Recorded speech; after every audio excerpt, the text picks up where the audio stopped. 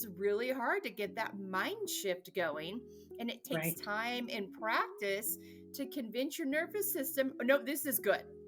We're Yes. on a good path Mhm. here."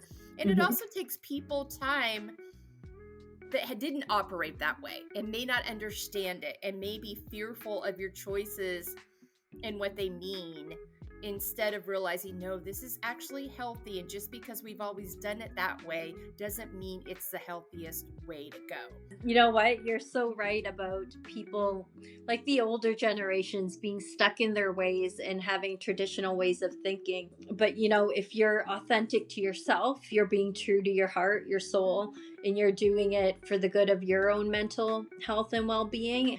Sometimes you're going to disappoint people, but you have to realize that's part of life. And if they're going to be Yeah. disappointed in what you're doing to make yourself better, then they're just going to have to stay that way, and you're going to have to let go of what they're thinking about you. So when you let go of how others perceive you, that creates more space and freedom for you to be who you are in this world.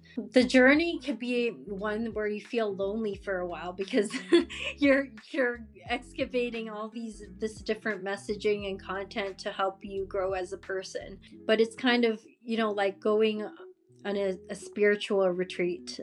For myself, that very much felt like it. I'd ask questions, I journal, I'd say my prayers every day to look for answers. Like, how do I navigate the situation? So I'm always asking questions through my prayer, through my meditation, and just in my head throughout the day. And I found that through healing journeys, you do need to ask yourself these questions so that you can get to a point where you feel comfortable in your own skin and you're being steered in the direction that you're meant to be and meant to go. Everyone has a destined path that they're meant for.